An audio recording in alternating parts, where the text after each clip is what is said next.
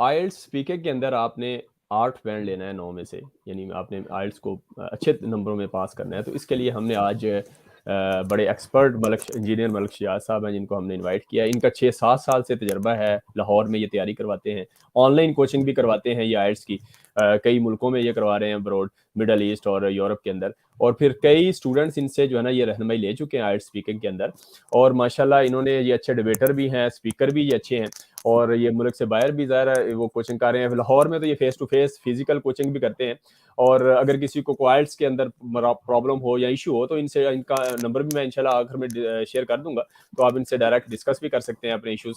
और अब जो है ये OA लेवल को भी वैसे पढ़ाते हैं, OA लेवल को पढ़ा रहे हैं, ये बिजनेस के सब्जेक्ट भी पढ़ाते हैं, मैथ स्पेशली भी पढ़ाते हैं, और फिर इन्होंने MBA माशाल्लाह किया हुआ है, और इसके साथ ये इलेक्ट्रिकल इंजीनियर भी हैं। तो thank you very much Malik Saab for joining this session. It's very important and I'm really happy and a big motivation to have you in this session. और इंशाल्लाह मैं भी खुद भी सीखूंगा, और हमारे ऑडियंस भी इंशाल्लाह इससे सीखेंगे। तो मलिक साहब, आपसे मैं क्वेश्चन करूंगा कि आप क्या थोड़ा सा इंट्रोड्यूस करवा दें अपने एक्सपीरियंस के हवाले से, आइल्स स्पीकिंग के हवाले से, एग्जामिनेशन के हवाले से, और किस चीज़ ने मोटिवेट किया कि आप एक्सपर्ट बन गए आइल्स स्पीकिंग प्रिपरेशन के हवाले से, आपने एक्सपर्टीज हासिल की। और ये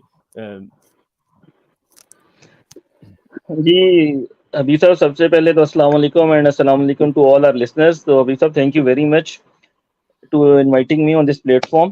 तो हबीब साहब, सबसे पहले तो ये बड़ी ज़रूरी चीज़ है, मैं इससे पहले कि इंट्रोडक्शन कराऊं तो लेट्स रिमेन ऑन आइल्स पे, वर्ड पे ज़रा हम कंसंट्रेट कर लें। That is actually consist of IELTS, that is international English language testing system. तो हबीब साहब, ये बेसिकली इसकी 2 टाइप्स हैं। एक हम जिसे कहते हैं जनरल आइल्ट्स है, एक एकेडमिक है। Academic is required for those students who want to go abroad for studies, और ये जो आपका जनरल आइल्ट्स है ये इमिग्रेशन के लिए चाहिए। ये थोड़ा सा आइल्ट्स का इंट्रोडक्शन कराने के बाद now we go dig into deep कि हम आइल्ट्स के बेसिकली 4 पार्ट्स हैं, सॉरी 3 पार्ट्स हैं basically, part 1, part 2 and part 3। अभी साहब, आइल्ट्स की 2 टाइप्स हैं, अब एकेडमिक है और आपका सेकंड जो जनरल है। अब क्वेश्चन ये भी अराइज होगा कि जी what is the difference between IELTS academic and IELTS general. तो आइल्ट्स एकेडमिक, जैसे कि नाम से जाहिर है, it is only for the students who want to go abroad for their higher studies and education, तो उनके लिए है IELTS academic. And if you talk about the second IELTS, जो वो है जी आपके पास आइल्ट्स जनरल। दीप साहब, आजकल हम देख रहे हैं कि मेरे पास काफी स्टूडेंट्स आइल्ट्स जनरल के अंदर आ रहे हैं जो इमिग्रेशन पर्पसेस के लिए खास तौर पे ये है। तो इसमें खास तौर पे अभी कनाडा, मेरे पास काफी स्टूडेंट्स हैं जो यहाँ से लाहौर से जा तो कनाडा की तो टारगेट कर रहे हैं, या इवन कनाडा में भी हैं और वो आइल्ट्स देना चाह रहे हैं। इवन ऑस्ट्रेलिया और UK के अंदर वो देना चाह रहे हैं आइल्ट्स। तो मेरे पास ये और एक बहुत बड़ी तादाद में मिडल ईस्ट, सऊदी अरब और दुबई, और यहाँ से खास तौर पे जो वो लोग प्लान कर रहे हैं आगे इमिग्रेशन कराने का, तो for them this is IELTS general. अब हबीब साहब, now the question rise, what is the difference between academic and general. तो इसमें बेसिकली जिस तरह मैंने कहा कि 3 पार्ट हैं बेसिकली, इसमें 4 मॉड्यूल हैं, सॉरी 4 मॉड्यूल हैं। First one is your IELTS speaking, second one is your IELTS listening, third one is your IELTS writing and fourth one is IELTS reading. तीसरा, अगर मैं थोड़ा सा अपने सुनने वालों की आसानी के लिए, ताकि वो चीजों को कर सकें, अगर मैं थोड़ी सी इसका कैमरा की हेल्प लेना चाहूं तो डू लेट मी नो जी, is the camera clear to you, can you see that? नहीं, अभी तक तो नहीं है जी।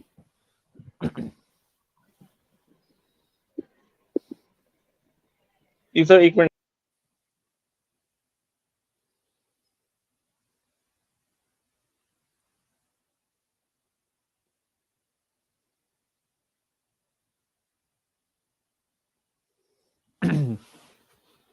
जी Malik sahab, we just want to discuss something on his notebook, so he is adjusting his camera, and also maybe due to some error he just left mistakenly, and he will again join inshallah.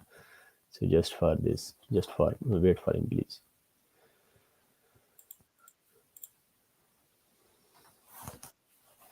जी मलिक साहब have joined, so जी अभी तो अब आ रहा है camera, सही आ रहा है proper? No, it's visible, या ओके। अच्छा, हम बात कर रहे थे, जो लास्ट बात हो रही थी कि आइल्ट्स की अपने सुनने वालों के लिए, खास तौर पे ये जो हमारे नए सुनने वाले हैं उनको थोड़ा सा इंट्रोडक्शन कराने के लिए कि एक नो हाउ देने के लिए what actually IELTS is, this is international English language testing system we are talking about, कि भाई इसमें एक आपके पास है academic, right, and the second one is that is known as general. अब थोड़ा सा बताते चलें जी, एकेडमिक उन लोगों के लिए IELTS academic they people need who want to go abroad for their higher studies. अब बात आ जाती है IELTS general. Now who need IELTS general? That is the requirement for the people who want to go especially for immigration. और मेरे काफी students की जो बड़ी तादाद जो मिडिल ईस्ट, सऊदी अरब और दुबई से हमें ज्वाइन करती है, तो उसमें ज्यादातर लोग टारगेट कर रहे हैं IELTS जनरल को. अगर हम पाकिस्तान से बात करें तो IELTS एकेडमिक खास तौर पे वो लोग आ रहे हैं, यहाँ पे एक बड़ी तादाद स्टूडेंट्स की है जो want to go abroad, Canada, Australia और इवन के USA. अभी लास्ट वीक मेरा स्टूडेंट है, ही गॉट 8 बैंड्स, वो USA जा रहे थे, तो उधर की भी बड़ी एक तादाद है, because all of the universities they require IELTS academic. Okay, अब IELTS जनरल आज, क्योंकि IELTS जनरल की बात करें तो बेसिकली इसमें 4 मॉड्यूल हैं सब, क्योंकि हमने पहले जिस तरह तय किया था सेशन से पहले कि एक सेशन में और ये आधे घंटे के अंदर तो मेरे लिए IELTS पूरा कवर करना that is almost second to impossible. तो हम आज एक मॉड्यूल सेलेक्ट करेंगे. अब मैं उसमें से मॉड्यूल्स पहले थोड़ा बता दूं. One is known as listening, one is your listening, second one that is known as, आपके पास है जी listening के बाद that is reading, third one that is known as writing, and अभी सब the last one that is, वो आपके पास writing के बाद आता है that is speaking. तो अभी सब ये बेसिकली आपके पास 4 मॉड्यूल्स हैं IELTS के.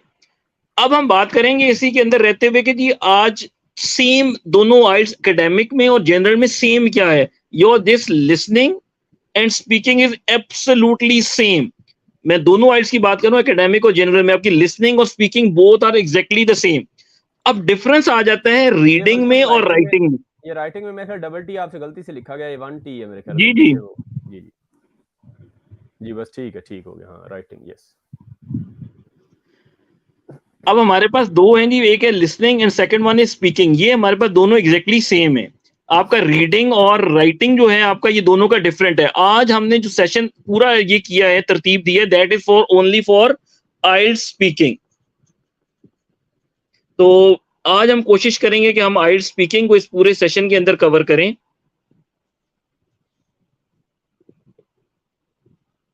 अभी सब IELTS स्पीकिंग की हम बात करें तो IELTS स्पीकिंग के अंदर हमारे पास बेसिकली 3 सेक्शन है. IELTS स्पीकिंग की मैं बात कर रहा हूँ. वन, जिसको फर्स्ट वाले को हम बोलते हैं दैट इज इंट्रोडक्टरी सेक्शन या इंट्रोडक्शन आप ले लें sir ji. And the second one is, ये आपके पास है बेसिकली भी सर आपने एक टॉपिक पे बोलना है, let's give it a name of speaking ना. सेकंड में आपने बेसिकली आपने स्पीक करना है, या अदर वर्ड्स आप कहें आपने स्पीच करनी है, इट्स समथिंग लाइक दैट आपने एक दूसरे सेशन के अंदर ना. और थर्ड वन ये होता है फिर फॉलो अप क्वेश्चन, जो आपको टॉपिक दिया गया होता है आप उसको, अगर हम सेकंड वाले को इसको बेसिकली हम टॉपिक पे कहीं तो ज्यादा बेहतर होगा, क्योंकि बेसिकली आपको टॉपिक दिया जाता है जिसपे आपने बोलना होता है. And that is again for 2 minutes. मैं इस पे तरतीब में आएंगे वापस इसके ऊपर. तीनों को आज हम डिटेल से बारी बारी डिस्कस करेंगे.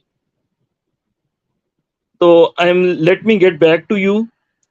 फिर हम आपके साथ कोई स्क्रीन शेयर करेंगे, वहां से कुछ चीजें शेयर करेंगे.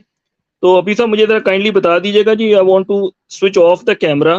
तो क्या कैमरा स्विच ऑफ हो गया है, ये जरा काइंडली मुझे कंफर्म कर दीजिएगा.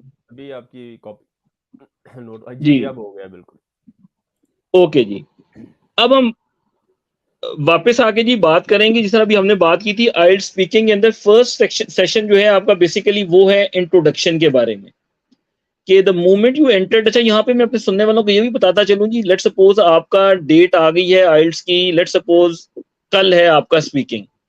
अब इसके अंदर क्या होगा जी, आपको बता दिया जाएगा आप इतने बजे पहुंच जाए. वैसे तो बेसिकली ये ऑनलाइन, अच्छा मैं इसमें ये भी बात बताता चलूं, ये ऑनलाइन भी है और आप फिजिकल देना चाहिए. तो ऑनलाइन में क्या होता है कि आप जाते हैं and then you enter into the room, there's a big screen like you're sitting in front of a laptop, और आपके जो होगा आपका एग्जामिनर होगा वो भी ऑनलाइन आपके साथ होगा. तो there's another one कि ये ऑनलाइन होता है, लेकिन थोड़ा सा बता दूं कि ऑनलाइन में फिर आपको बाकी 3 मॉड्यूल भी ऑनलाइन देने पड़ते हैं. और फिर आपका ये जो इसका बड़ा बेनिफिट खास तौर पे उन लोगों के लिए होता है जिनको रिजल्ट बहुत जल्दी चाहिए. विद इन 2-3 वर्किंग डेज आपके पास रिजल्ट आ जाता है, विद इन 3 वर्किंग डेज. तो अभी तो ये उसमें बड़ा एक बेनिफिट है. If you want to go to the IELTS अगर आप ये कहते हैं जी मैंने देना है ऑनलाइन में डेफिनेटली फिर वो जो राइटिंग होगा then that you also have to write down.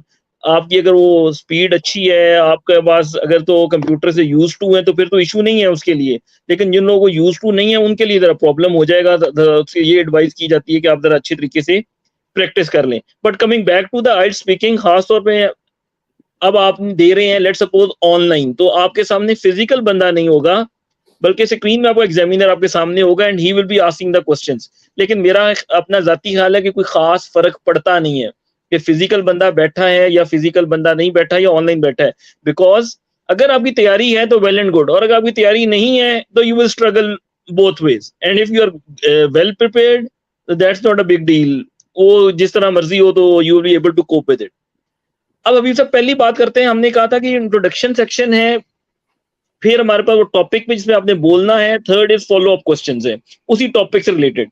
तो लेट्स टॉक अबाउट, अच्छा इंट्रोडक्शन टॉपिक में सबसे पहले नबी साहब से ये एडवाइस किया जाता है कि आपने अपनी जो भी आईडी है, इज दैट आईडी कार्ड है, पासपोर्ट है, जो भी आपने नॉमिनेट किया हुआ है, मेंशन किया हुआ है, you must take with this. उसमें वो आपका बेसिकली वो चेक कर लेंगे. नॉर्मली अगर पाकिस्तान में यहाँ पे तो नॉर्मली लोग आईडी कार्ड लेके जाते हैं, but wherever and what is applicable वो आपको पहले बता देते हैं. इट्स आईडी कार्ड और passport and whatever it is. तो you have to make sure कि वो आपके पास अपनी चीज होनी चाहिए. अब अभी साहब उसने थोड़ा सा आपसे नाम शाम पूछ लिया, उसके बाद आपने वो आईडी चेक कर ली. अब आपका सेशन, पहला सेशन स्टार्ट हो, इंट्रोडक्शन. अब what kind of questions he can ask you. He can talk to you according to your home town, according to your work और study, about your home accommodation, what's about your home country, how you spend your time with others. He may talk about pets and animals. वो headphone के ऊपर बात कर सकता है. तो अभी सब now I will advise you, can you share the screen? तो आप जरा पेज नंबर 175 पे आ जाए, जरा हमारे सुनने वालों को थोड़ी सी आसानी हो जाएगी. जी जी मैं अभी शेयर कर रहा हूँ. अभी पेज नंबर 175. अगर आप स्क्रीन शेयर करते हैं तो मेरा ख्याल है वो सुनने वाले बड़ी आसानी से वो बात समझ जाएंगे. जी जी बिल्कुल शेयर कर दी मैंने. ये तो right now we on page 175. या दिस इज स्पीकिंग पार्ट 1 के इंट्रोडक्शन. नॉर्मली ये क्वेश्चंस होते हैं. Sir can you move forward? जी जी वन पेज फॉरवर्ड. या can you move forward one more page forward? yes. This is the first set of question asked to almost first of all he will be asking you that may I know your full name, how may I address you. So may I know your full name, so you have to tell your full name. And how may I address you, you can just tell you that okay sir you can address me like Shujat, like Malik, like Khan, whatever it is. Then he will saying you may I see your ID. That will be your passport or ID card, whatever it is, you have to show that. Then he will say where do you come from. These are the normally the questions which are asked from almost every student. And may I know your full name, how may I address you, may I see your ID, where do you come from. I come from dash dash dash, a small town between dash dash dash, and whatever you want to say like that. Now after asking these 3-4 questions in the part 1 introduction part, he will select one topic. Let's suppose we'll talk about, now he has selected a topic, work or studies, or let's suppose he's talking about home or accommodation. Let's suppose he's talking about hometown. Okay, let's suppose if we talk about hometown, now what side of question he can ask? Okay, what's the name of your hometown? Now you can say anything, whatever you like. I am from dash, which is a small but beautiful town between dash and dash. Is it a big city or a small place? Now this will be a question. It is a town with a population of about 1.5 lakhs. It is on the national highway. Okay, please describe your hometown a little. Now you have to be very careful. Now what the people mostly make a mistake. Now here I want to add one thing. The most important thing is, if I ask you please describe your hometown a little, you can say my hometown is beautiful, it is not that big, I like it. If you're using those simple words, vocabulary will not be of high level. Don't expect that you will get a very good bands. You will get something around 7, 7.5, 8, or even 6.5 band will become very difficult for you if you will not be using a high vocabulary word. So here I want to suggest to all the audience who want to appear in the IELTS and want to get something above 7, 7.5 or 8 they're looking for, please right from today, make a list of 1 vocabulary words. Wherever you find a good fancy word, with a little difficult word, you're learning it for the first time, write down that word, write down the meaning, and then try to use it into your conversation, so that when you'll be sitting in your IELTS speaking, it will become so easy for you. You will not be using all those simple words. So it is very important that you should make a list of those IELTS vocabulary words. So let's suppose I ask you, okay, describe your hometown a little. Then you can go, my hometown is a very beautiful. All facilities are available here. There are good educational facilities, good hospitals, good job opportunities, and already good shopping center. So you can use these sort of little good words. Is, MR, and doing all simple words. May that be good enough to answer your question, but let me tell you, that will not be good enough to bring a good band. So it's important that you should be using a good word. Let's suppose if there's a question, are there any tourist attractions in your hometown? Yes, there are 2 grand mosques dedicated to one of those 2 very highly ranked Muslim scholars who were born in this city. So these 2 grand mosques, they are dedicated to them. So you can just give that example, and you have to just make sure that you're using a high vocabulary word. So this is something like that. Now let's moving forward is maybe asking, spending time with others. Okay, do you like talking with people? Now you can very easily you can answer, yes, I like talking with people, and then you stop. Yes, no answers are there. They are not wrong, but they are not good enough for getting a good band. For getting a band about 7 and 7.5 and 8, it is very important that whenever any question asked to you, just take it. This is an opportunity. Now I have to show a high range of vocabulary words. Take every question as an opportunity. And let me tell you, that men will only be able to make best use of that opportunity who have already prepared a one very good words, fancy words list, high vocabulary words, little difficult words. He should pronounce them properly. He should use them very well. So take every question up as an opportunity. Let me tell you, in the first session, that will last not more than 3 to 4 minutes, or hardly 5 or 4 minutes. And I don't think you will be lucky enough to get more than 4 questions. So every question is actually is opportunity. So just take in that way. So Habib sir, with this we will conclude our first part, that is introduction. Habib sir, you want to ask any question, anything from this introduction part? You would like to ask anything, or should we move on to the second part? अच्छा, मुझसे एक question है, वैसे accent और pronunciation जो है वो कितनी इंपॉर्टेंट है, और इसको कैसे इंप्रूव किया जाए इस एरिया में? क्या ये इंपॉर्टेंट होगी इसमें? That's a very good question कि आपने एक्सेंट की बात की. मैं फिर क्योंकि आज हम IELTS स्पीकिंग पे सेशन करें, let me relate this thing with IELTS listening as well.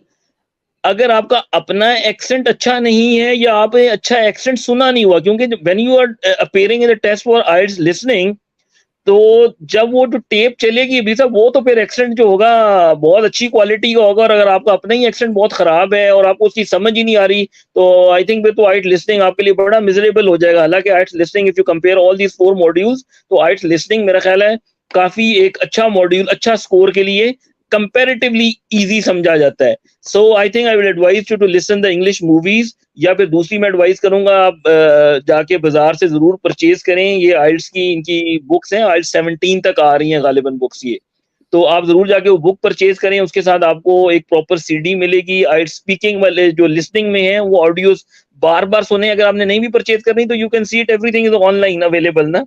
आप 17 बुक्स IELTS की लिखें जी, IELTS 17 बुक्स, और वो नंबर 16, 17 डाउनलोड करें. उसकी IELTS स्पीकिंग की मॉड्यूल्स भी आपको साथ मिल जाएंगी. इवन यूट्यूब चैनल पे भी पड़ी हुई हैं वो चीजें.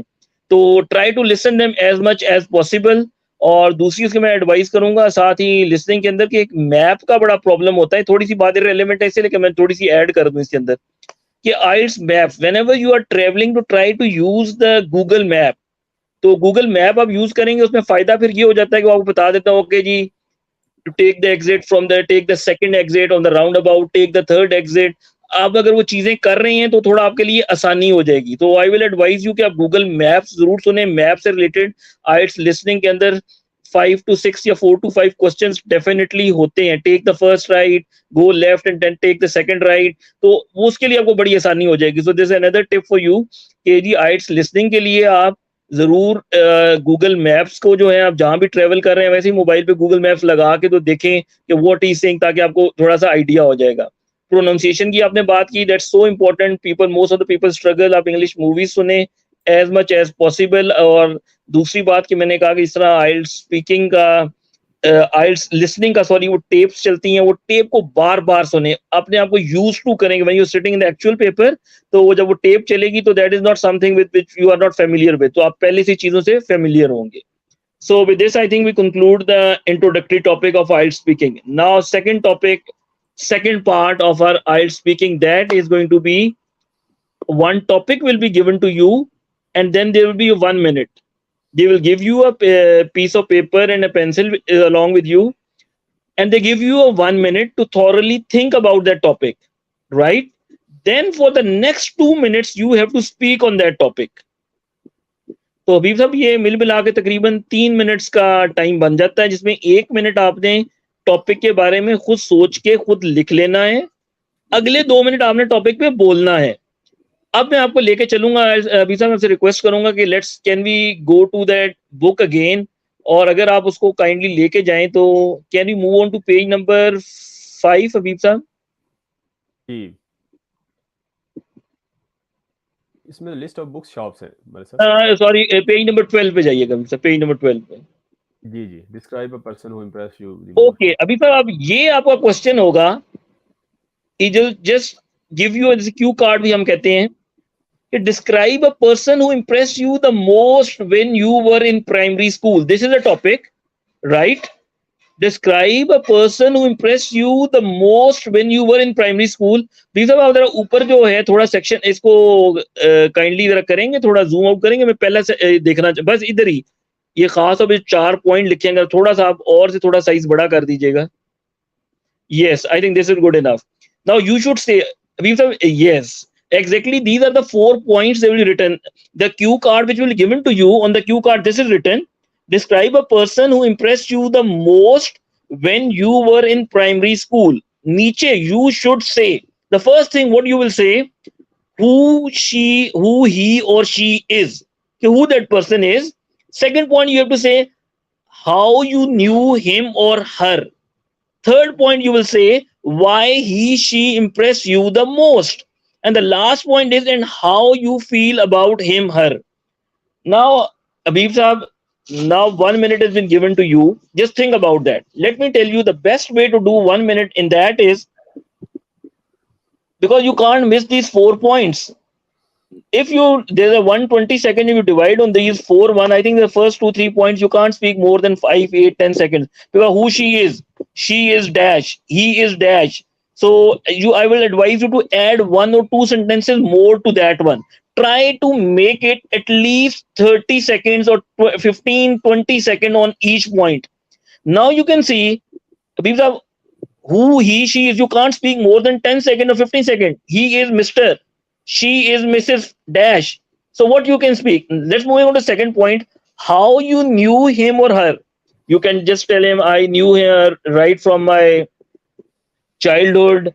Yeah, I knew her when I was dash years old. You can again speak. I want to say that you can again speak 2 sentences hardly. You can't take it away for more than 10 seconds. Huh? When third point comes, why she impressed you the most. Now, this is something extraordinary. Now you can open up. You can speak as much as you can. Why she impressed you. This is where you can, let's suppose she taught me the importance of humility, the punctuality. Even if I was late by 5 minutes, I was not allowed to attend the class. Being a few minutes late on time, I'm actually early for every appointment. Another thing that I liked about her, she was strict. She was also very friendly talk. She was more than a teacher to me in this regard. You can just take it along. No? You can extend it. Because if you ask me, I can speak more than 30 seconds on this one line. And moving on the last line, how you feel about her. How you feel. And instead of providing solutions, she would ask me to think what the best action in that scenario would be. Let me tell you, I'm just the same person. I'm talking about a teacher. Because of this, I am independent today and I'm confident of taking decisions without second guessing myself. I have the utmost respect for her, and along with that there's a feeling of guilt because I feel I would never be able to pay her back for all that she did for me. So you can go ahead, because I'm just trying to make the point of first who she is. You can't speak for 30 seconds for that. Who she is. Mrs. Dash. He is Mr. Dash. She was my teacher. How you knew him? She was my teacher. I knew her when I was in 2 class. Now you can't extend that, but you see point number 3 and point number 4. They are open-ended question. And the second thing is, if you stop speaking before 2 minutes, that will, let me tell you, that will put a very, very bad impression on your teacher. So if you, let's suppose if I stop after 1.5 minutes, and examiner is saying, okay, go ahead, and you say, no, yeah, I'm finished. Let me tell you, don't expect that you will get even more than a 6 band. Even a 6 band will become a difficult one for you. So to get a good band, try to speak, try to divide those 2 minutes, 1 minute for thinking. For thinking, the card will be there. Try to write down one or couple of points in front of those points, because that paper is your property. Now you can write on that. And on point number 3 and 4, and especially on 4, try to speak as much as you can, because after that, once you will say thank you very much, then you can stop, and then you can say that I have did a good job. So that is so important. Let's suppose if we going to discuss now a couple of topics for our listeners. Okay, if I just remain to the first topic, because that is there in front of your screen, I think that will be better. Describe a person who impressed you the most when you were in primary school.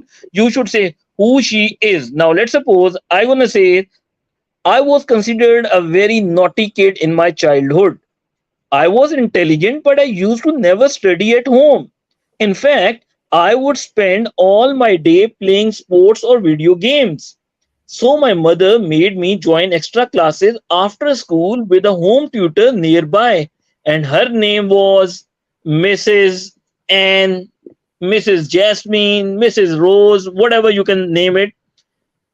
If you go ahead now, she is the person. Now I just want to tell you, just addressing the first and second point. The first point was who she is and how you knew her. She is the person who impressed me the most during my childhood. In fact, I believe it is because of her that I might be able to fulfill my dream of going abroad. First, she developed my interest in studies. Before her, I used to consider studies as something boring. I only studied before exams rather than asking me to memorize things. She made me understand the concept behind things. The teachers at my school were also good, but due to the burden of covering the vast syllabus and shortage of time, they found it hard to cover everything in detail. She covered everything in detail, but studies were not only reason why she left such a big imprint on me. Now look at this word, big imprint. You can use a big impression, imprint, a big impact. All these are the high vocabulary words. So which will help you to bring a very good band as far as your vocabulary is concerned. Let me tell you, vocabulary has its importance on bringing some good IELTS bands. So you must be learning some new English words. You must know how I have to put those English words. So this is how you can speak. I hope so you have properly understood how to speak, especially the 3 topics, the subtopics you have to cover. Because your main topic, that was describe a person who impressed you the most when you were in primary school. What you should say, who she is, why you knew her, how you knew her, and why she impressed you the most, and how you feel about him. So these are the 4 points you have to cover. If there's a good vocabulary word, you are a bit fluent, try to speak English as much as you can. Wherever you find an opportunity, try to speak the English. And let me tell you, to bring a very good bands is not a big deal. So with this, we come to the end of the second part of this IELTS speaking. That was a topic. Now we are moving towards the third part. That is the follow-up questions. What sort of follow-up question they will be asking you? Normally, they will be asking the follow-up question on the topic that you did. You spoke for 2 minutes in the second part. The follow-up question will be related to that topic. Now, let's suppose first follow-up question from this topic we talk about, that will become, why do people always miss their childhood? I think it's because it is the only time when we are free of worries, tensions, and stress. The question is, why do people always miss? Because people miss their childhood because that's the only time when you're free of worries, the tension, stress. We know that our parents would take care of our problems. ये कौन सा page है? Page की बात कर रहे हैं या मैंने भी शेयर कर दूं स्क्रीन? पेज नंबर 13 अगर अभी साहब काइंडली शेयर कर दीजिएगा. जी ठीक है. Because now we have did the topic, we are covering those follow-up questions, na? So normally the 4 or 5 follow-up questions are asked. Normally they are 4 questions. So just take every question as an opportunity. Yes. नहीं अभी तो इससे थोड़ा सा ऊपर. اوپر تو یہ والا پیج 13 ابھی تو پیج نمبر 13 ٹھیک ہے, یہ 12 اس سے تھوڑا سا نیچے. Just come down, I am talking about 13. اچھا یہ اچھا Yes, this is the what I'm talking about. یہ follow up. Can you see the follow up written na? So they will be asking, okay, are kids happier than adults? Why? So yes, I believe most people are happier during their childhood, and it's because of the same reason. They don't have to face the responsibilities and stress of adult life. Now here comes the importance of the vocabulary. Look at what the word is using: the responsibilities and stress of adult life. So you can use a very simple word because at that time they have no challenges, they are free of everything. You can use it, but that will not bring a good band. To get that good band, you have to use the word. They don't have to face the responsibilities and stress of adult life. Now the third question they can ask you from this topic, I'm particularly talking about, why do people still remember many of their friends from primary school? I think it's because of the amount of time we spend with them. We never spend as much time with friends during adulthood because of work and family responsibilities. Also, because we all like to recall about our childhood, and childhood friends are a big part of our childhood. Let's suppose the last, this is the third question. Now you just focus on the vocabulary words I'm using. You can give a very simple answer, but that will not help you to bring a good band. Okay, number 4, he can ask you, because normally 4 questions are asked in this follow-up third part. He will be asking you, what kind of primary school teachers impress students?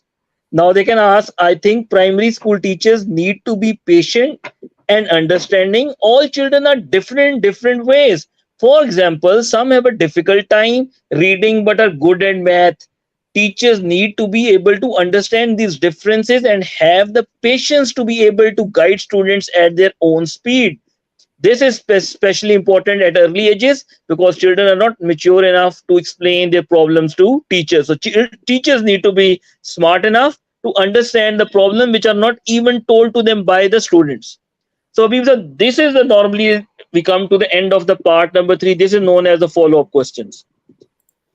So we try to cover all the 3 parts of the IELTS speaking, because normally we have 4 IELTS sections. One was your speaking, then it was writing, listening,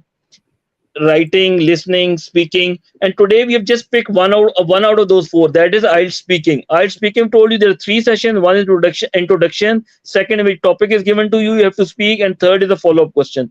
So these are the 3, and because that is it from my side. I tried to explain it. Now just last thing before I finish. The tip is for them to improve their vocabulary, to improve their pronunciation. What you can do for your vocabulary: try to learn the new words, then try to memorize them and try to practice them, how to use them in different situations. So it is going to be very important. And try to speak English as much as you can with any of your friends, teacher, wherever you find opportunity. And then try to listen English as much as you can. That is also very, very beneficial. So YouTube can be very handy. The English movies, the BBC news, they can come out to be very handy in this regard. So you have to use all those different mediums or different sources, whatever present to you. Try to use them. I don't see any reason why you can't improve. I think 1 month is more than enough, because I'm talking about entire IELTS package. Inshallah, in the next session we'll be discussing about the IELTS different other sections as well, when we talk about the IELTS listening, then the reading, and then the writing. So in the entire package, at least you need a 1 month if you have time, if you want to give the IELTS. Now, I think that's the biggest mistake normally people made is that when they have just need IELTS, and then they start to prepare it, because you knew that now you know very well in advance that I have to give the IELTS papers. Try to practice that early. Another thing is, I want to just say that try to make the IELTS your habit. Try to be speaking. I think speaking is something. If somebody is good in speaking, he is good in speaking. If somebody is bad in speaking, he need to work extremely hard into it. So the point is, the more you will take interest into it, the better bands you will get. So that is it, Habib sir, from my side. You would like to ask anything? before अच्छा we मतलब sir close the इसमें session. मुझे habits की आपने बात की और vocabulary, इसमें मैं एक सजेस्ट करूंगा और आप भी कोई इसमें ऐड करना चाहें कि भी इंग्लिश आपने न्यूज़ तो देखनी है। अब मैंने डॉन न्यूज़, आप बजाय इसके उर्दू वाला देखें तो आप डॉन न्यूज़ शुरू कर दें इंग्लिश वाला, और उसके बाद फिर आपने उसके अंदर एडिटोरियल और वो भी कुछ कहते हैं लोग, और इंटरनेशनल सिनेरियो भी, और उसके बाद फिर बिजनेस के पॉइंट ऑफ व्यू से देखते हैं, फाइनेंशियल टाइम है, द गार्डियंस हैं, इतने मतलब इंग्लिश के सारे हैं, उसमें वोकैबुलरी आपकी इंप्रूव होती है। और उसके बाद फिर बीबीसी है, आप इंग्लिश, और मतलब सारी न्यूज़ ही आप, यानी अपनी हैबिट, जो मलिक साहब ने कहा ना, हैबिट का मतलब आप अपने सारी चीजें जो आप डेली करते हैं उर्दू में करते हैं, सारी इंग्लिश में कर दें, इंग्लिश प्लेटफॉर्म यूज करें। Absolutely, absolutely. भी साहब अब आपने तो बड़े नाम लिए हैं, अगर मैं सबको छोड़ के, अगर हम ये डॉन जिस तरह पाकिस्तान में सुन रहे हैं, या ऑनलाइन भी आप चीजें ये देखना सुनना शुरू कर दें, गार्डियन की बात की है, भी साहब वोकैबुलरी तो आपकी ऑटोमेटिक इंप्रूव होगी every time you will learning some new words. और आप देखें ना वोकैबुलरी इंपॉर्टेंस यही, आप राइटिंग के वर्ड लिखेंगे बीच में, भी साहब वो that will take to you new level, और आपका बैंड बहुत इंप्रूव हो सकता है। Then if you use those words in IELTS speaking, again that can impress your examiner a lot, you can get a very good bands. The more you will read, आपको sentence structure का proper अंदाजा होगा। जब आप ये पढ़ेंगे, अपने guardian की बात की, रीडिंग की बात की, बीफब आपने बीबीसी न्यूज, उसको अगर लिसनिंग की बात करें, अगर मैं ये डॉन और ये गार्डियन और you name it different magazine, international magazine पढ़ेंगे, तो that can improve a lot. और इसका मेरे ख्याल है आपकी आइल्स राइटिंग में भी बड़ा अच्छा फर्क पड़ेगा, because when we talk about IELTS writing, तो वहां पे भी हम यही कहेंगे यार कि you have to use a good vocabulary words, powerful vocabulary, simple words नहीं होने चाहिए। तो Habib sahab, I think this reading habit, और जिन लोगों की रीडिंग हैबिट बचपन से होती है, वो स्टोरी नॉवेल्स पढ़ रहे होते हैं, तो उन्हें मेरा ख्याल है कोई ज्यादा प्रॉब्लम नहीं होती, खास तौर पे वोकैबुलरी, सेंटेंस स्ट्रक्चर, अपने आइडियाज को वर्ड्स की शक्ल देने में, because they are already very very familiar with those things, क्योंकि वो इतना पढ़ पढ़ के बाय डिफॉल्ट वो चीजें उनके अंदर बिल्डअप हो जाती है। ये बड़ा अच्छा इन्होंने मलिक साहब ने नॉवेल्स का बताया कि बच्चों को हैबिट्स डाल दें अभी से नॉवल पढ़ने की, बल्कि उनको इंसेंटिव दें कि एक नॉवल पढ़ें, और वो आपको ब्रीफ करें, उसको आपको 500-1000 रुपया उसको एक नॉवल पढ़ने का दें, ताकि जो है ना वो इसको उसमें हैबिट में चले जाएं। बच्चों को हैबिट डालने का ये तरीका है। और दूसरा मलिक साहब, इसमें इमोशंस कंट्रीब्यूट करते हैं, यानी नॉन वर्बल कम्युनिकेशन, आप स्पीक कर रहे हैं उधर और बड़े इमोशन से बात कर रहे हैं और ये इस तरह हाथ पाँव मार रहे हैं, तो मतलब उसमें भी कोई कंट्रीब्यूशन है उसकी उसमें बैंड में, या इसका नेगेटिव इम्पैक्ट तो नहीं? नहीं अभी साहब, उसमें नेगेटिव इफेक्ट तो नहीं है। आप इमोशनल हो जाते हैं अभी साहब, मैं समझता हूँ इमोशनल तो आपके लिए खुद आसानी होगी, जितना आप अपने आप को नेचुरल इमोशनल करेंगे, तो there is every chance that a good vocabulary word will come out of that. लेकिन अगर आप ये कहेंगे एग्जामिनर पे कोई इसका इंप्रेशन पड़ेगा, डेफिनेटली एग्जाम, क्योंकि अभी सर जब आप बोल रहे होते हैं तो that thing is being recorded as well. अगर लेट सपोज आपका फेस टू फेस स्पीकिंग हो रहा है, तो अभी सर मैं आपसे भी स्पीकिंग ले रहा हूं, तो लेकिन उसकी रिकॉर्डिंग जाएगी, फिर कोई और भी उसको एग्जामिन करेगा, तो फिर वो चीजें तो वैसे ही मिनिमाइज हो जाएंगी उसके अंदर ना, आपका ये जो बॉडी एक्सप्रेशन जब वो बंदा सुनेगा, उसके सामने तो आपकी ऑडियो होगी। तो अभी तो इसमें उसका ज्यादा नहीं है, इसमें वोकैबुलरी वर्ड्स, और अभी तो कोई बहुत ज्यादा जज्बाती और इमोशनल होने की जरूरत नहीं है। We are using the right words और फ्लुएंट हैं, अच्छे वर्ड्स का इस्तेमाल कर रहे हैं, you are to the topic, तो I don't see there is any reason why you can't get a good band score. ठीक है। अच्छा मतलब इसके अंदर नर्व्स पे काबू करना ड्यूरिंग द टेस्ट, इसको मैनेज करने का कोई आप स्ट्रेटजीज रिकमेंड करेंगे? और इसी तरह जो है ना कैंडिडेट्स जो है ना वो क्वेश्चन जो उनको नहीं आते उनको हैंडल वो किस तरह करें इफेक्टिवली, और फिर टाइम को कैसे मैनेज करें डिफरेंट मतलब स्पीकिंग पार्ट्स के अंदर? अभी सब दैट्स अ वेरी गुड, 3-4 चीजें आपने पूछ ली हैं। ये सब मैं पहले थोड़ा ना टाइम मैनेजमेंट की बात कर लूँ। आपने टाइम मैनेजमेंट कहीं भी नहीं करना होता आइल्ट्स स्पीकिंग के अंदर, सिर्फ आपने टॉप उसके अंदर पार्ट 2 के अंदर टाइम मैनेजमेंट करना होता है।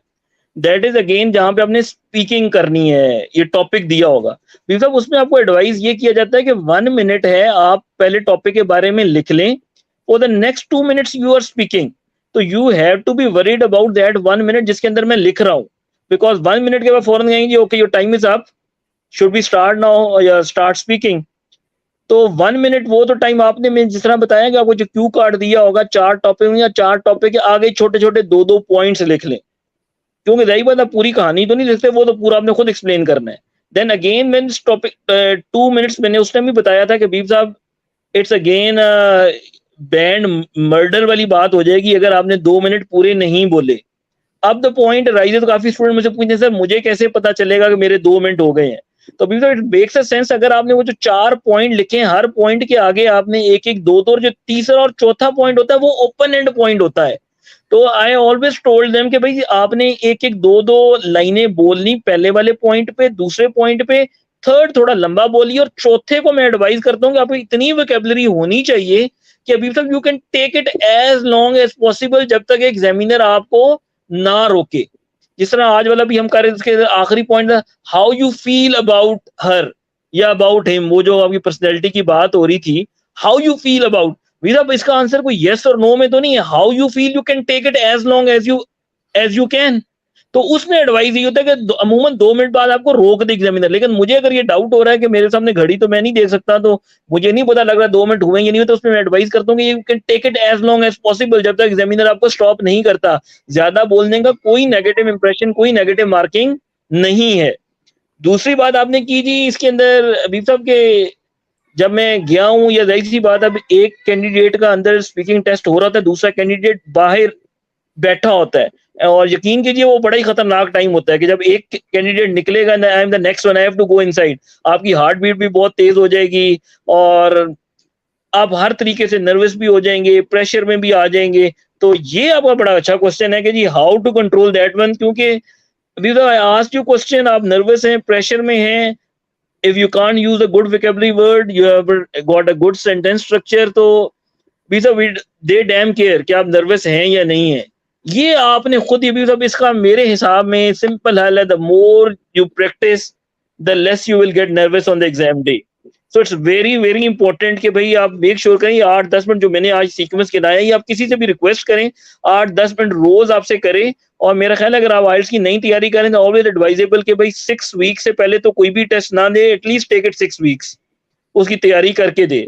और फिर अगर आपका जो भी एग्जामिनर टीचर आपको तैयारी करा रहे हैं, एंड ही फील, क्योंकि हम तैयारी कराते हैं हमें आइडिया हो जाता है कि यार how many bands he can get, you ask somebody to sit in front of me, I will take the IELTS speaking and I can tell him कि भाई you are at 6.5, you can't touch 7. और खास तौर पर ये बड़ा problem हो रहा है, ये जो आइल्स इमिग्रेशन कनाडा की खास तौर पर जो टारगेट कर रहे हैं, बिकॉज यू नीड 7 ईच.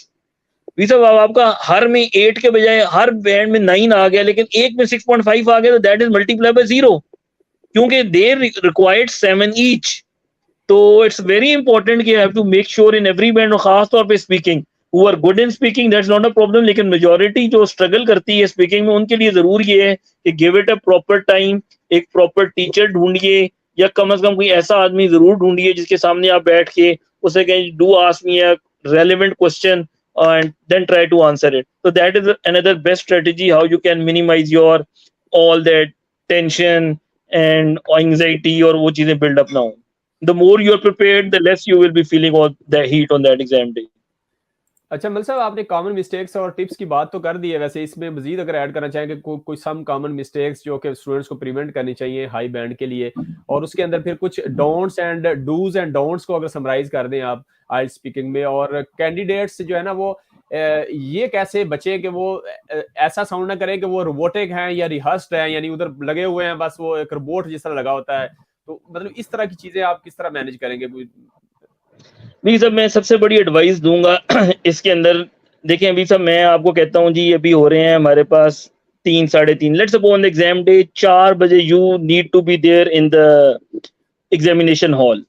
सबसे बड़ी एंग्जाइटी या सबसे बड़ा जो एक आपका वो बैंड किल करता है ना, अब मैंने 4 बजे जाना है, अभी साहब I have to be there at 4, और मेरा अगर टाइम है 4 to 4:20, they will advise to come at 3:45 या इवन एट 3:40. 4 से 4:20 मेरा टेस्ट है, 4:20 से 4:20 नेक्स्ट बंदा लाइनअप है, 4:40 to 4 आगे 5 o'clock नेक्स्ट बंदा लाइनअप है, 20 minutes. If you are late, you are not on time, तो अभी सब that is a huge problem, तो आपका वाइट्स का टेस्ट मिस हो सकता है. दूसरी बात है अभी सब, अगर मैं लेट हो रहा हूँ तो मैं जो बाहर से भागता भागता अंदर आके बैठूंगा आऊंगा, तो अभी सब मेरा आधा टेस्ट तो वैसे ही खत्म हो जाएगा, बिकॉज आई विल बी, मेरा टारगेट हो यार मैं बस किसी तरीके से पहुंच जाऊं टेस्ट के लिए. तो my first advice is try to make sure कि आपका टेस्ट सेंटर कौन सा है, एक दिन पहले जरूर विजिट कर लें, जगह देख लें. ये ना हो कि आपका 5 बजे टेस्ट है और आप 4:30 आके टेस्ट सेंटर के बाहर वो गूगल मैप ने मुझे इधर कर दिया उधर कर रहा है और टेस्ट सेंटर ढूंढ रहे हैं. That is a big factor कि जो आपकी पूरी इसकी स्पीकिंग की प्रिपरेशन को, लेट्स सपोज 5 o'clock आप पहुंच भी गए हैं, आपकी हार्ट बीट तेज, इतना ज्यादा प्रॉब्लम, तो आपका पूरा आइल्स का टेस्ट को किल कर सकता है. You must know well in advance, क्योंकि बाकी 3 जो टेस्ट है वो तो एक ही सेंटर एक जगह, स्पीकिंग अलहदा होता है।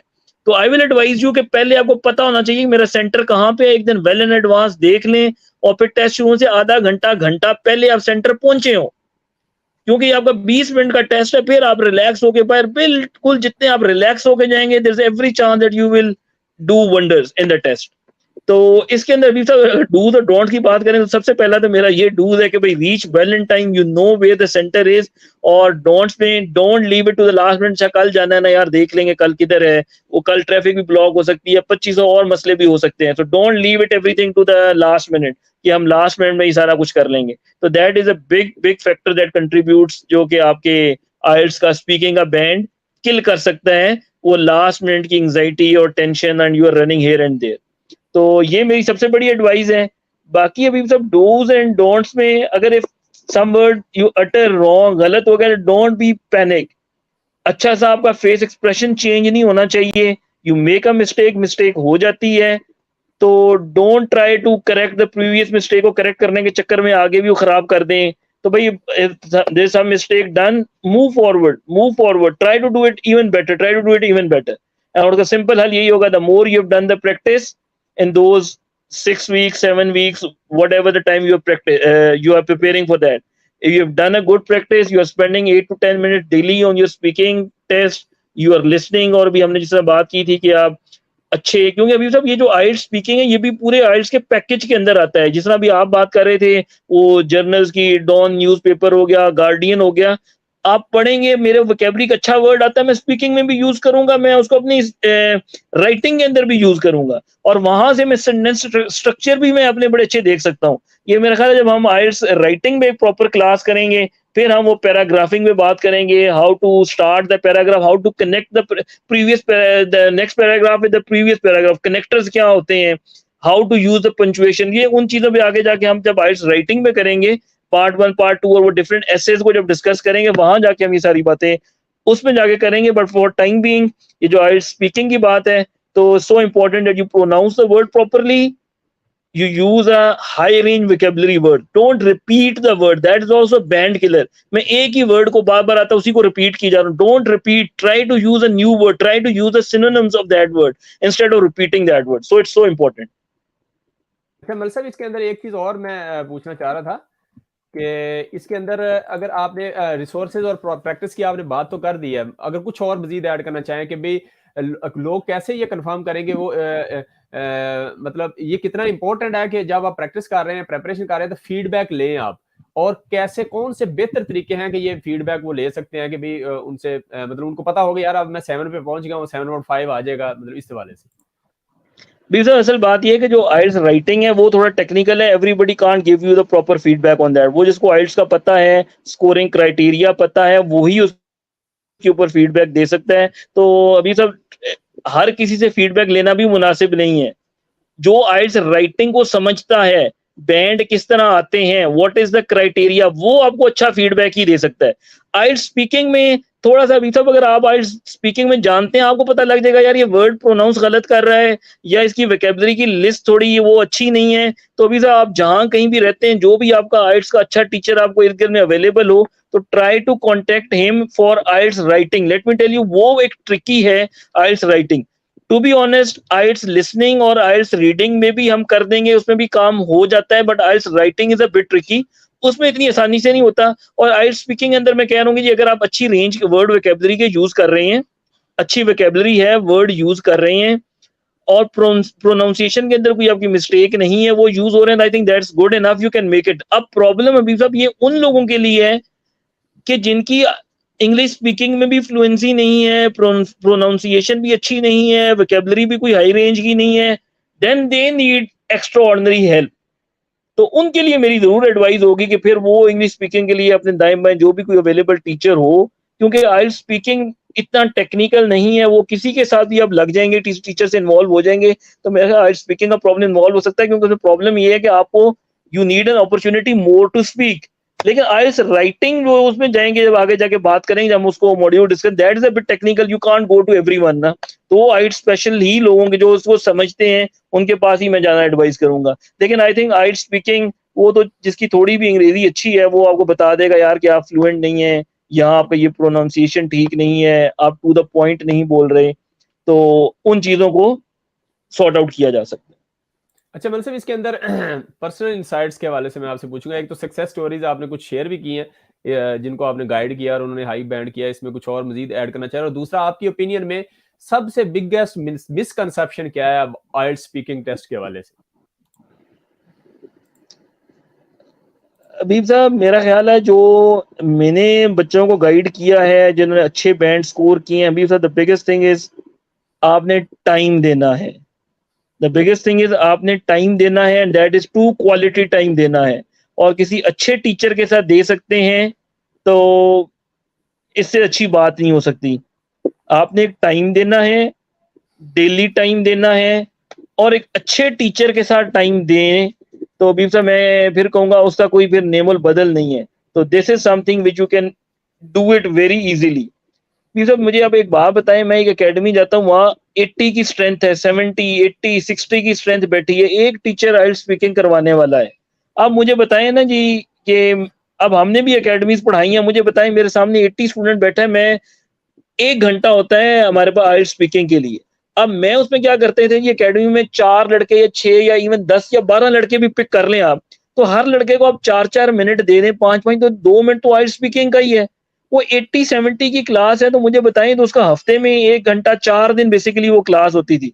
तो इट बिकम वेरी डिफिकल्ट। आप एकेडमी पे उस पर आप वो चीजें सीख सकते हैं, पॉइंट ले सकते हैं main, but point only taking point is not enough, you have to apply those points as well। और अप्लाई करने के लिए अभी तो फिर वो इंग्लिश स्पीकिंग बोलना बड़ा जरूरी है। मेरी एडवाइस होगी, try to get it some personal coaching इसके अंदर जरूर थोड़ी लेने की कोशिश करें। यू नीड समबडी जो आपके साथ बोले, बिकॉज मैं एकेडमी गया हूँ, 80 की स्ट्रेंथ है मेरी, आज बारी मेरी 6 दिन बाद बारी आएगी, वो 4 बोल रहे हैं, आप साइड पे बैठे हैं, वो अच्छा बोल रहे हैं, बुरा बोल रहे हैं, टीचर दो गलतियों की पॉइंट आउट कर रहा होगा, बट उसके लिए फिर आपको भी बड़ा कंसंट्रेशन। लेकिन बेहतरीन यही है कि यार 1-to-1 कोई बंदा आपके साथ हो जो रोज एटलीस्ट आपको टाइम दे और आप बोले। That will be the my biggest advice her session के अंदर। एकेडमीज में आप जरूर जाएं, बड़ी अच्छी चीजें मिलेंगी। Then again academy to academy it vary करता है, लेकिन अगेन हबीब साहब again that individual to individual भी वेरी करता है। अब सारी एडवाइस मशवरा हर बच्चे के लिए एक जैसा नहीं हो सकता। हो सकता है किसी की इंग्लिश ऑलरेडी इतनी अच्छी है, वो एकेडमी जाके थोड़ी टिप्स लेके वो कर ले, थ्रू हो जाए, एक बच्चा जाके वो पूरा करके वो ना कर सके। Again that depends on individual to individual. अगर वो कोई हमसे राब्ता करके कोई अपनी पोजीशन बता के हमें बता सकता है कि sir what is the best strategy, तो फिर मेरा ख्याल है वो 1-to-1 गाइडेंस या उसकी काउंसलिंग करना ज्यादा आसान हो जाएगा। बनिस्बत के मैं एक ऐसा फार्मूला बताऊं जो हर बच्चे पे ही है। हम समबडी इज कमिंग फ्रॉम ओए लेवल बैकग्राउंड, जिनकी आइल्ट्स राइटिंग वैसे अच्छी है, इंग्लिश स्पीकिंग हो, समबडी इज डिबेटर स्पीकर, उसकी तो इंग्लिश वैसे अच्छी है, चीजें उसे थोड़ी सी वोकैबुलरी के वर्ड सही डाल दें, थोड़ा करना है, ही विल बी थ्रू। लेकिन अब वही बात थ्रू नहीं होगी किसी दूसरे बच्चे के लिए, इज वेरी शाय, बोलता बहुत कम है, इंग्लिश बोलने की एनवायरनमेंट नहीं है, मौका नहीं मिलता, तो डेफिनेटली ही विल स्ट्रगल। सो इसमें एक हार्ड एंड फास्ट रूल, सबके लिए एक रूल देना, अभी sir that is very difficult. If somebody want to get a personal advice तो वो जरूर हमसे राब्ता करके तो हम उसे कोई बेहतर एडवाइस इंशाल्लाह दे दें। जी, तो एडवाइस के हवाले से आप हर एक स्ट्रेटजी डिफरेंट अपने अपने बच्चे पे कौन सी अप्लाई होगी, तो ये मलिक साहब का नंबर है, इस आखिर में मैं शेयर कर दूंगा, दरमियान भी मैंने शेयर किया था, तो रब्ता कर लीजिएगा। और इसके अलावा मैं आपको ये जो वेबसाइट थी दोबारा रिपीट कर दूँ, bbc.com है, इसको आप चेक कर सकते हैं। और उसके बाद अल जजीरा है, आप इंटरनेशनल न्यूज़ के साथ भी लिंक रहेंगे, और इसके साथ भी डॉन है हमारा लोकल, don.com पे रहें, और इधर ई पेपर में चले जाएं, और ई पेपर आप इसमें जो है ना वो ई पेपर जो डॉन के हैं वो भी आप उसको भी चेक कर सकते हैं, ई पेपर। और वो मैं ई पेपर का भी इसको अगर शेयर करूं डायरेक्ट, यानी जिस तरह आपका अखबार आता है उसी तरह आप ई पेपर जो है वो चेक कर सकते हैं, जिस तरह ये अभी आपको तो मैं इसमें ऐड कर दूं, अगर आप रोज ये अखबार और ये चीजें पढ़ना शुरू कर देंगे तो यू आफ्टर आप खुद देखिएगा 15-20 दिन 15 दिन बाद आप देखेंगे कि आपकी पूरी स्पीकिंग ही चेंज हो गई है। आप वो ऐसे वर्ड्स उसके अंदर यूज करना, राइटिंग पूरी चेंज हो गई है, सेंटेंस स्ट्रक्चर समझ आना शुरू हो गया। दो कि थोड़ा सा मुश्किल काम है रोज वो अखबार पढ़ना, जो नहीं पढ़ते ये आदत डालना जरा मुश्किल काम है, but let me assure you this is a very very rewarding activity if you able to do that. जी। और इसके बाद मलिक साहब ने ये जो फाइनेंशियल टाइम्स हैं या जो बिजनेस के लोग हैं वो बिजनेस की इंफॉर्मेशन भी लें और साथ साथ इंग्लिश इंप्रूव करें। फाइनेंशियल टाइम है, और बिजनेस के हवाले से बिजनेस प्लान करते हैं, द गार्डियन, ये इस वाले से ये वेबसाइट इस पे आप करें। और उसके बाद फिर यूके की BBC की वेबसाइट है लर्निंग इंग्लिश, bbc.com/learning-english, उसमें आप छोटी-छोटी 5 मिनट की स्टोरीज होती हैं। तो ये सारी चीज़ें आप जो है ना उसमें अपनी अब जो मलिक साहब ने एक बात बताई कि हैबिट्स बनाएं, तो ये आप उसको अपनी हैबिट में डाल लें कि आपने उर्दू का जो देखना है BBC, तो वो आप इसमें आ जाए। तो मतलब ये तरीका है। और thank you very much Malik साहब, the number is already shared on screen, so you can contact directly with Malik Saab, and we will come up with the Habib next. it is always pleasure to talk to you। और आप जिस तरह का ये एक अच्छा काम कर रहे हैं, हर हफ्ते एक डिफरेंट आप इश्यूज के ऊपर आते हैं, और ख़ास तौर पे आपका जो टारगेट है वो यूथ है कि आप उनको एक हर डिफरेंट स्किल से चाह रहे हैं कि वो अपने आप के अंदर डिफरेंट स्किल्स लाएं और बाहर निकल कर ना सिर्फ अपने लिए एक अच्छा रोजगार जनरेट करें बल्कि पाकिस्तान के लिए भी एक अच्छे फ्यूचर में अपना रोल प्ले करें। तो वीर साहब थैंक यू वेरी मच, जो आप काम कर रहे हैं जारी रखिएगा, and best of luck for your all future endeavors, and thank you very much. Thank you Malik Saab, thank you very much.